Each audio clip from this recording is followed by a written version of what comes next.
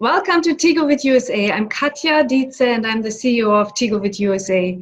I have a very special guest today, Professor Dr. Ayman Al Hendy. Welcome. Thanks, Katja. It's good to be with you.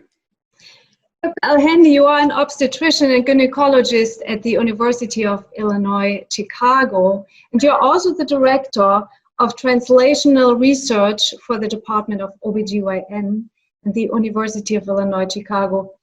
You are an internationally recognized researcher for treatments of uterine fibroids. We're here to talk about your research into women's health, but also specifically about uterine fibroids. So I have a couple of questions to get started, unless you want to say something before. But what motivated you to do research in uterine fibroids? I'm specifically affected by them, so it's very interesting for me. And how did EGCG become a component of your research? Okay, well, thanks, Katja, for this question.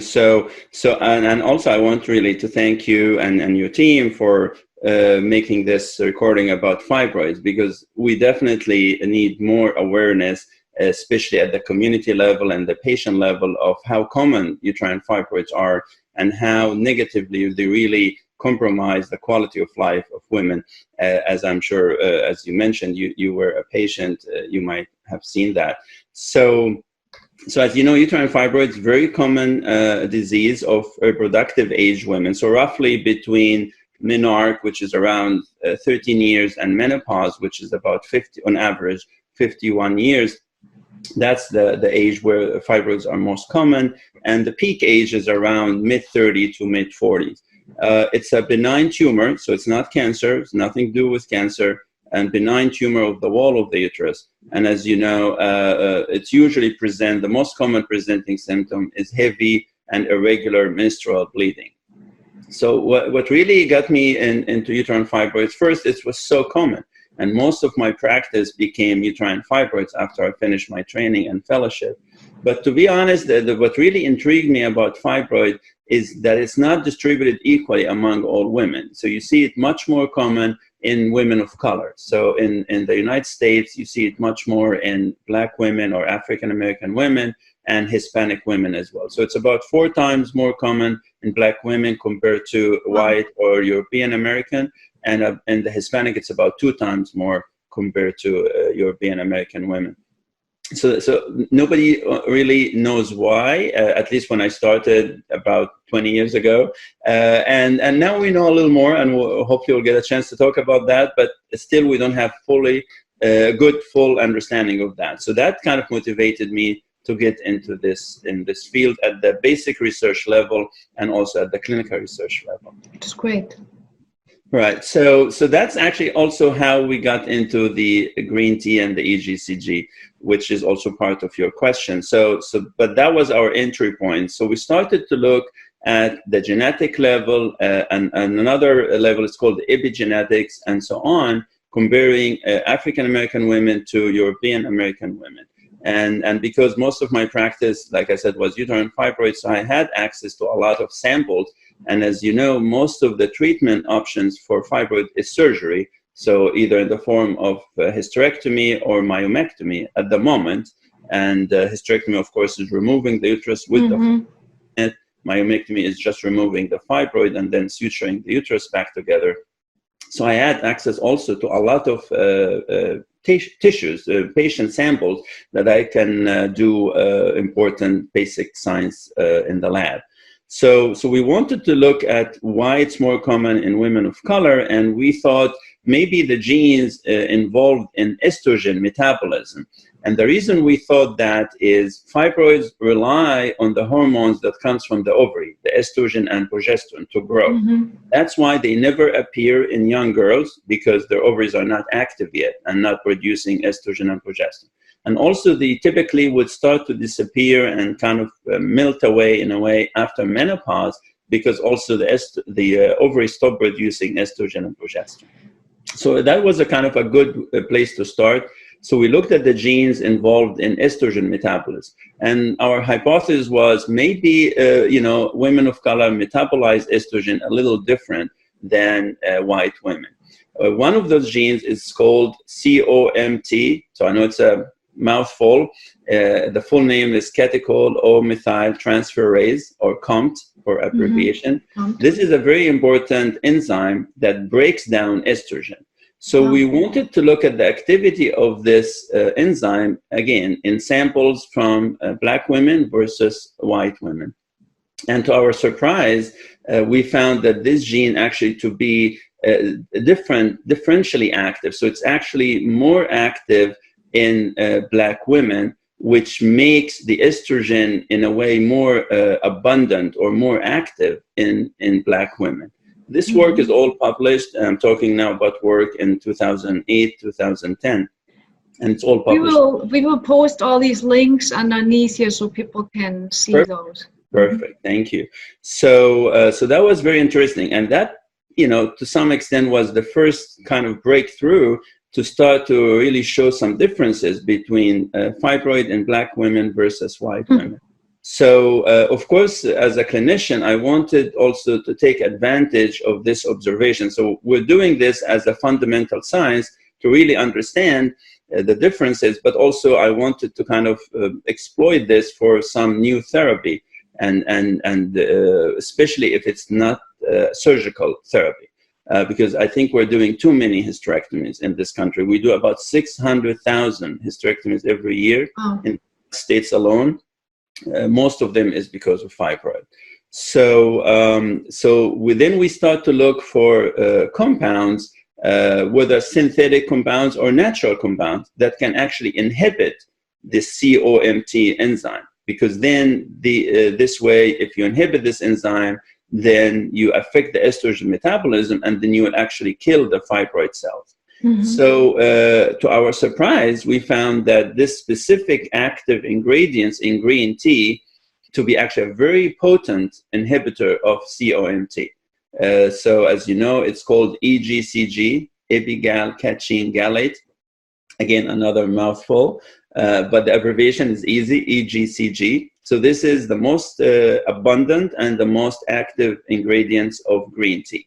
So we found in the lab, on the cell level, when we grow cells in test tubes and tissue culture plates and so on, that this EGCG was very effective in killing fibroid cells and actually sparing the normal uterine cells. So that was very exciting news. Again, we went ahead and published that. Then we went to the next step, which is to test this in animals. It's like any evaluation of a new compound. You start in the lab and then go to experimental animals and then go to patients. So we did a lot of work on a mouse model for fibroid. It's a model that grows fibroid under the skin. And we found also very effective therapy and very effective results, that EGCG was able to shrink uterine fibroids or fibroid lesions in this mouse model. And the advantage of doing this now in a living animal or a living organism, then you start to look at the safety as well. Because of course you want any therapy to be effective, but also you want it to be safe. So in that mouse model, we start to look at any side effects on the liver, on the ovary, on other organs, and the safety profile was also very good. So we found no side effects in the mouse. This is also published. So, so after doing this and confirming this multiple times, we got pretty excited and we were ready to go to human studies. Yeah, so you had, that's a lot of new stuff for me also. So you had in 2013, published in 2013, a double-blind study with uterine fibroids and EGCG, and it was a very successful study. That was your first human study, right? Then? Correct. Correct. And can you share some more of the details about this study? For example, what size of uterine fibroids were there? What symptoms did the women have? And what were the results after taking this EGCG for 4 months? That's how long the study lasted. So correct. tell us more. Right. Right. So thank you for this question as well. So that was kind of the natural next step after doing all the appropriate studies in the lab and then in experimental animals. So we did this study here in the US, and it was funded by the National Institute of Health. As you know, NIH, or National Institute of Health, is the main provider of research grants in the United States. So we were very happy that they wanted to support this important study. So it was a single center study, and it was the best designed. So it was a double-blind, placebo-controlled study. So I'm going to explain what that means. So we had 80 patients with uterine fibroids, and then we randomized them into two arms. One arm received the EGCG daily for 4 months, as you mentioned, and the other arm received basically the sugar pill, the placebo. And that sugar pill looked and smelled and tasted exactly like the others. And the reason you do this, that's the double blinding, is that the patient and myself and the whole team, my research coordinator, none of us knew who's taking the sugar pill and who's taking the EGCG. So this improved the quality of the data we collect. So there's really no bias whatsoever. This is the best design of a study. So this was done, as you mentioned, a few years ago, and then we followed the patient. And we followed the patients by ultrasound to look at the size of the uterus, and also we followed them by a valid questionnaire to ask the patient herself to tell us about her symptoms and her quality of life. Mm-hmm. So this is patient-reported outcome, which is the best, again, quality of evidence. To your question about the size, the inclusion criteria was very broad. So we allowed anybody with any fibroids to come in. Mm-hmm. And as you know, fibroid can be very varied in size. So we had variable size of the uterus in patient from 1.5 centimeters, which was the minimum size of fibroid, to almost about 12 centimeter in size, a single fibroid. Mm-hmm. Right. So we had a full range. The average size of our uteri or fibroids in this study, the uteri were about 400 grams. Which I know many patients and doctors use the weeks to kind of express the size of the uterus. So this is about 14 to 15 week size uterus. You know, the normal uterus is about 8 week size. Yeah. So these were good size uteri, but we didn't have any limits really on the inclusion. This just that was what came to the study. So I would say in general, the burden of the disease was moderate to severe kind of uterine fibroids. And the results, as you said, was very encouraging, and we published that, as you mentioned, so your readers or your viewers can go and read more about it. So we found that on average, the patient had about 33% shrinkage in their fibroid after 4 months of EGCG. Yeah, consistently. I think it has to be very consistent. You can't just do it here and tomorrow and then you're going to really... Right. Oh, absolutely. The compliance. So in the study, the patient used EGCG every day for 4 months. And of course, our research team will follow up with the patient, make sure they are compliant. But that goes with any medication. If you don't use it, you don't get the benefit of it. Yeah, it's true. Now, 30% is pretty big, and that may be enough to get rid of most of the symptoms over that period of time, right? I don't know, but... Right. So we did actually the questionnaire, as I said. So on average, there were 33% shrinkage, while the placebo group, actually the fibroid grew about 11%.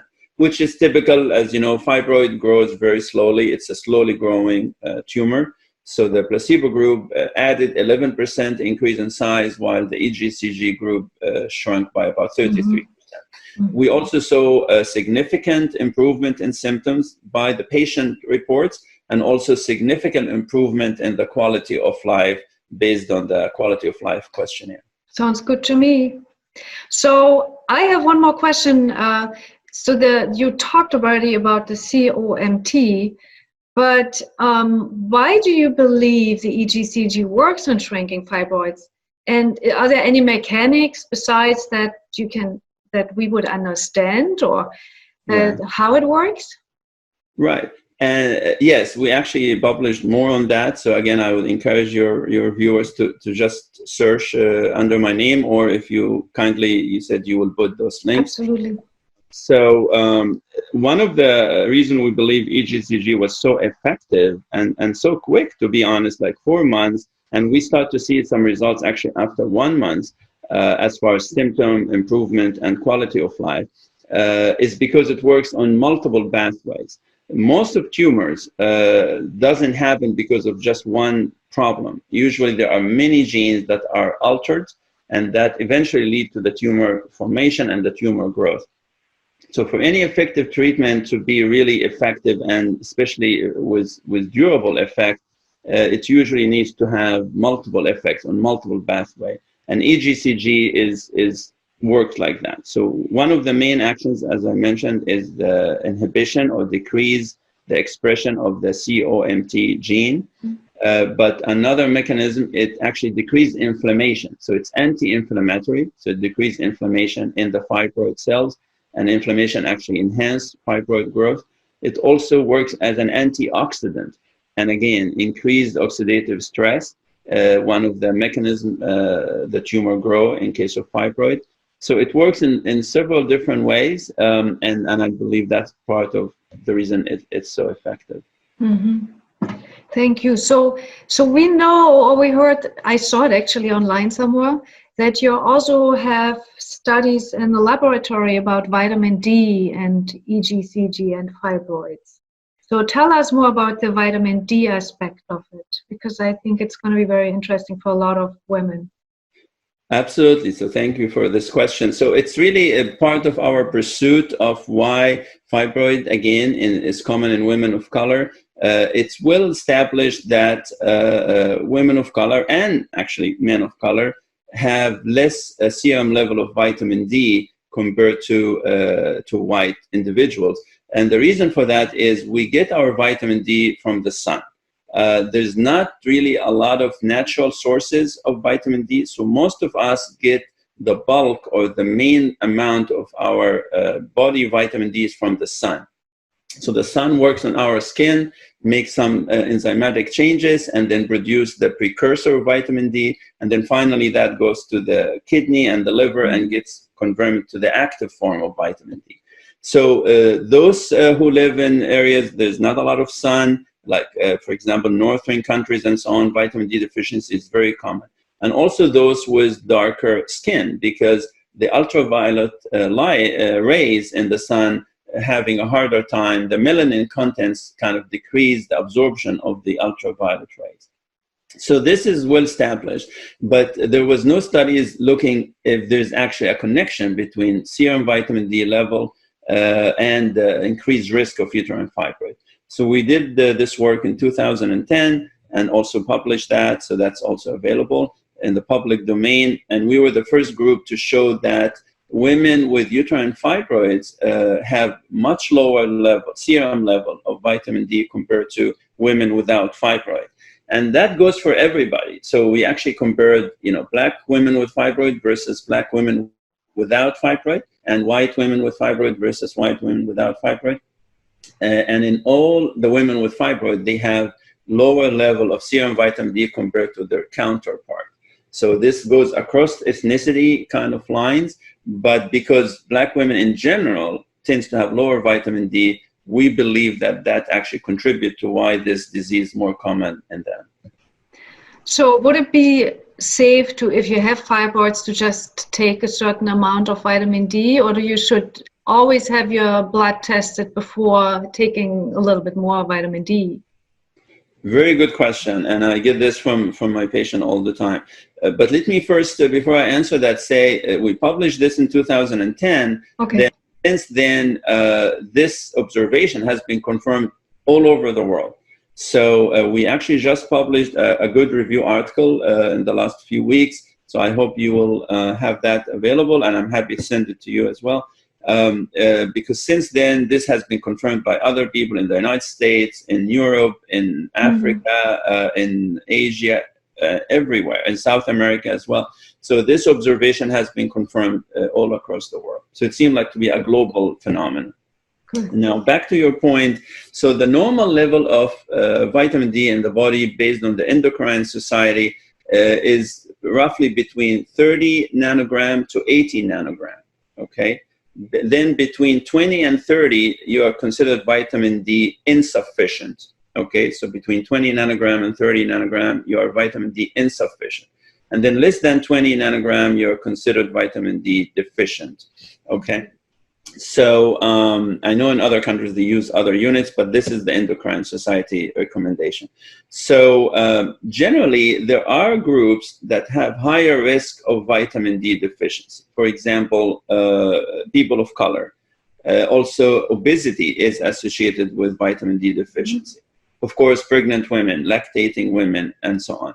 So according to the Endocrine Society, these individuals actually should be screened. Those high-risk group should be screened for vitamin D level. And if you are insufficient or deficient, you should get treatment to become sufficient. So, you know, so I would encourage individuals who feel that they are among those high-risk group to ask their healthcare provider to test them for vitamin D level. And if they are not in the normal range, then they should receive the supplementation to correct their vitamin D deficiency. Now, in my practice, all women with uterine fibroids get tested for vitamin D levels. Okay. I find it actually very, very common, even in also white women. It's more common in Black women, but it doesn't mean it doesn't happen in white women. And if you are deficient, because many patients then tell me, okay, I'm going to go and get the regular supplementation, like 600 international units and so on. If you are deficient, taking the daily dose is not going to correct your deficiency. So you have to do, based on the Endocrine Society, you have to do what they call a replenishment phase first. You have to correct your deficiency, bring it to the normal level, and then you can maintain at that kind of daily recommended dose. So in my practice, I use 50,000 international units of vitamin D per week for 12 weeks until I correct the deficiency. Then I maintain my patient at 2,000 international units per day. That's 2,000 is what you would recommend if you're okay just taking it. If you're already sufficient or you manage to reach sufficiency, then you can maintain at 2,000 international unit, especially if you are from the higher risk group. And this is the Endocrine Society. Very good. Yeah, but you have to talk to your doctor before you start a massive vitamin D intake, like you're mentioning. You cannot do it on your own. So very interesting. So do you see a future for the women's health and healthcare of natural remedies like EGCG or others? You think it's going to come more into the society, or is it going to be always just, hopefully, I mean, you do all these studies. Yeah, no, I mean, that's a good question. I believe that there should be a place in the management of uterine fibroids and maybe other reproductive women reproductive disorders for natural and complementary medicine. In my practice, probably because of our publications on, I see a lot of women who wants to use natural products for uterine fibroids, for menopause, for other conditions. So I think there is a high demand or high desire, I should say, from women because of many reasons, because of the limited side effects or no side effects and so on. Yeah. Of uterine fibroids specifically, I think we really should look into this more and do more research and encourage women to explore that, particularly because the alternative treatment for uterine fibroids at the moment, it's either surgery, like I mentioned earlier, or even the medication that's available now, or even that will be available in the near future. they are all hormonal. They are all hormonally based treatment. And what that means is while you're using these treatment, these medical treatments, you cannot pursue pregnancy, okay? It's incompatible with pregnancy. Yeah, that would have been my next question. What are women, if they would like to get pregnant, can they take EGCG? I mean, that's a very good question. So that's what I was kind of going to. So if you are somebody who have uterine fibroids and were unable to get pregnant, so you have what they call unexplained infertility. So what that means is you have been trying, you and your partner, for at least a year, and of course you're not using contraception and having regular intercourse and so on, and you're still not getting pregnant. That's by definition is considered infertility. That's actually the definition of infertility. Mm-hmm. If you seek medical help at that point, your doctors will do a routine work. Make sure your fallopian tubes are open, your partner has normal semen sperm count and so on. They're ovulating. There are standard tests that should be done. If all of those comes back normal, even if you have fibroid, this is considered unexplained infertility associated with fibroid. So if you are in that group, we actually don't have good treatment kind of algorithm for this group at the moment. Some doctors just watch and see what happens. Some doctors try to stimulate ovulation and kind of just increase the chance, and then do something called intrauterine insemination. Some doctors go ahead and do myomectomy, and you know, thinking that, okay, if I remove the fibroid, maybe that will help the pregnancy rate. We don't have clear guidelines on that. Mm-hmm. And if you cannot treat the fibroid at that time with any medication, because any medication will inhibit ovulation and the person cannot get pregnant anyway. Mm-hmm. So, so this is kind of a challenge in the medical practice. That's why myself and another wonderful group of scientists and gynecologists put a study together that's actually ongoing right now, and we're very grateful the NIH decided to fund it, to look at that, to look if we can treat women with uterine fibroids and unexplained infertility with EGCG for 3 months, and then see if that actually enhanced their pregnancy, because EGCG is compatible with fertility seeking. It does not inhibit ovulation, and it doesn't change the serum hormones level, serum 6 hormones level. So I'm very excited about that. This study is actually ongoing, so I don't have any results yet, but hopefully. So, but it's too late to sign up for this study, right? Do you have already all your? No, actually, it's not. It's up and running in 3 centers here in Chicago, at Yale University and at Johns Hopkins University. So if somebody would like to join in, who lives up there, and we're still open for it. Yes. Good. Very exciting. So let me change the subject just a little bit. A lot of women, when visiting their OBGYN or physician, they often don't really know what to ask and how to get information, and what should they share with their doctor, and can they expect always that the doctor gives them all the options? They don't know, but the doctor may not have the time or whatever. What should the patient do? Again, very good question. You have wonderful questions and very practical questions as well. This is actually a challenge for medical treatment of fibroid in general, because unfortunately there is a culture out there, and mainly because there was no effective medical treatment options, for the last several years.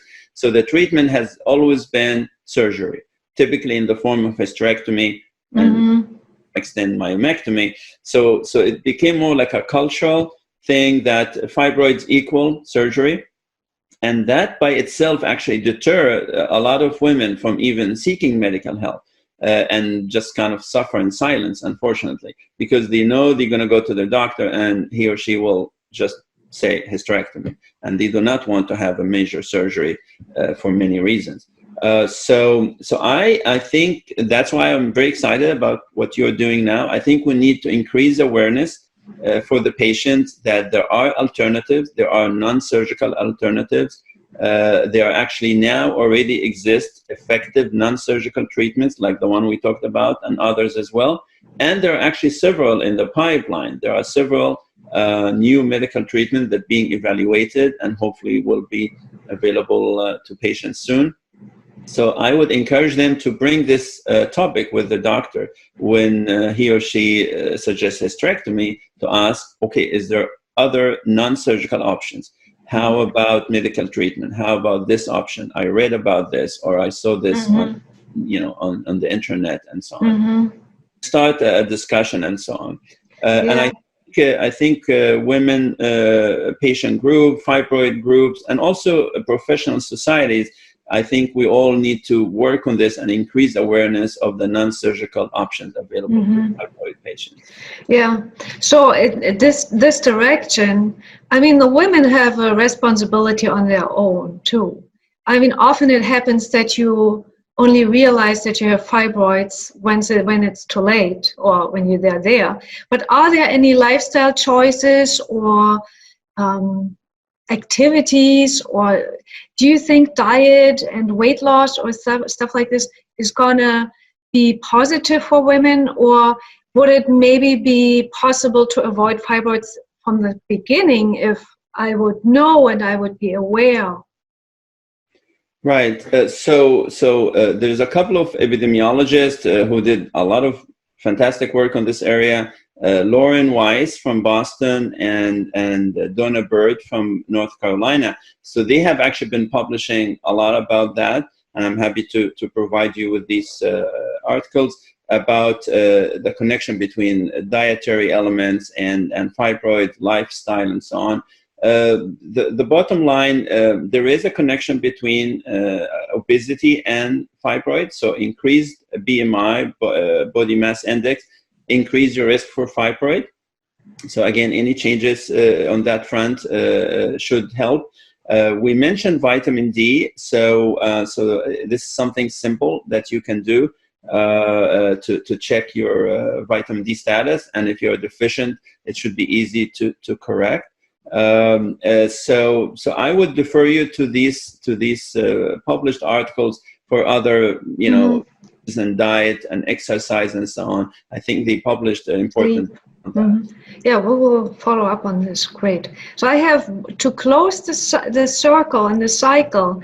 Let's talk about one last issue about perimenopausal and menopausal women.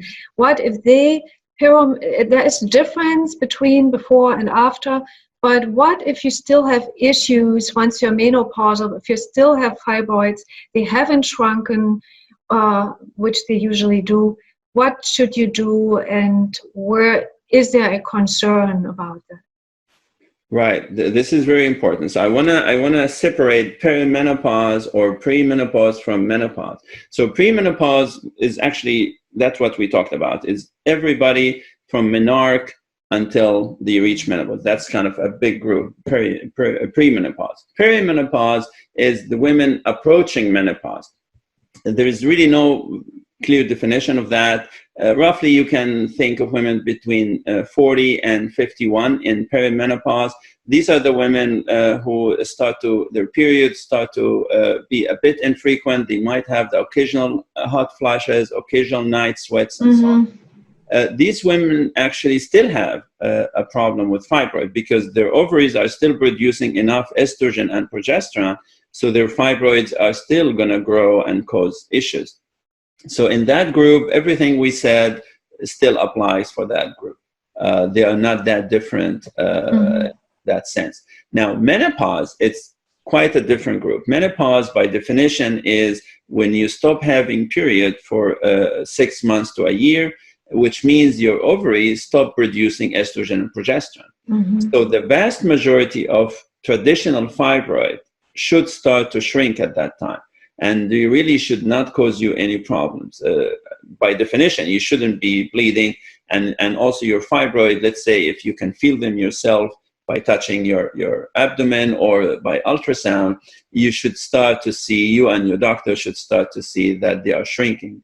If they are not shrinking in menopause, and definitely if they are actually growing further while you are in menopause, that could be a worrisome sign. So I would encourage this particular group to immediately seek medical help. Their doctor then will do more imaging and more assessment because that means these uterine tumors are not behaving as expected, and they might not actually be fibroid.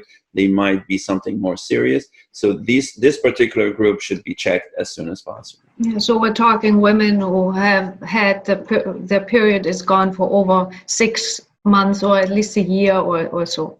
At least 6 months. 6 yes. months. Mm-hmm. Yes. All right. So last but not least, do you have anything else you would like to share with us? Yeah, we're really interested to hear from you. I really applaud you for doing this program and for all these thoughtful questions. I think you covered the topic very well, and I hope this will be useful to your viewers.